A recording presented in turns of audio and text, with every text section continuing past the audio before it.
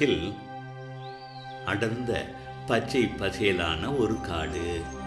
விலங்குகளுக்கு சாப்பாடு நிறைந்து இருந்தது.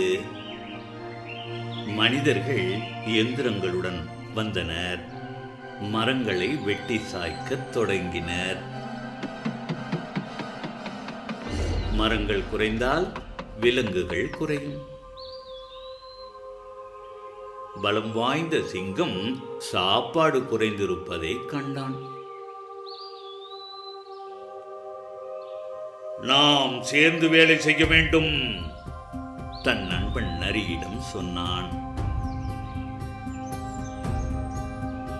ஒரு மிருகத்தை கண்டுபிடித்து என்னிடம் கொண்டு வா, நான் கொன்று விடுகிறேன், இருவரும் சாப்பிடலாம். நரி தேடி தேடி அலைந்தான்.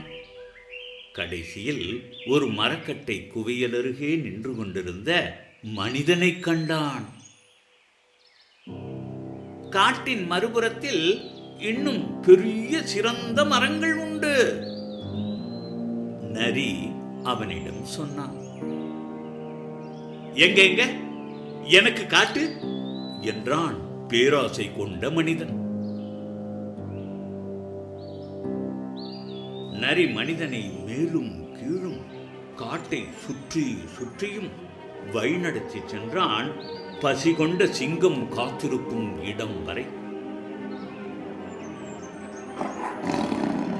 சிங்கம் மனிதனை நோக்கி தாவினான்.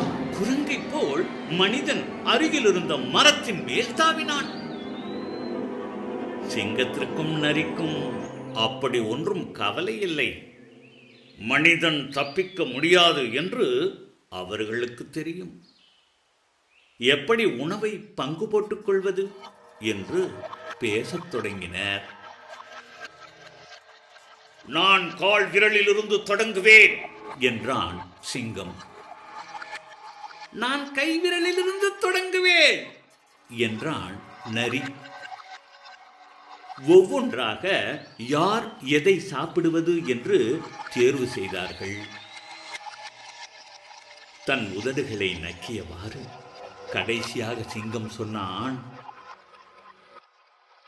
நான் மூளையை சாப்பிடுவேன். நரியும் அந்த மனிதனின் மூளையை சாப்பிடுவதை பற்றி கனவு கண்டு கொண்டிருந்தான். சிங்கத்திடம் சொன்னான், ஆனால் இந்த மிருகத்துக்கு மூளையே இல்லையே. இருந்திருந்தால் மரங்கள் அனைத்தையும் வெட்டி காட்டை அழித்திருப்பானா?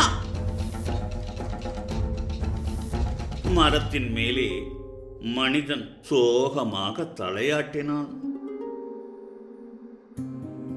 நரி சொன்னது சரி. தாவி குதித்து தப்பித்து செல்வதற்கு சுற்றி ஏதாவது மரங்களை தேடிக்கொண்டிருந்தான்.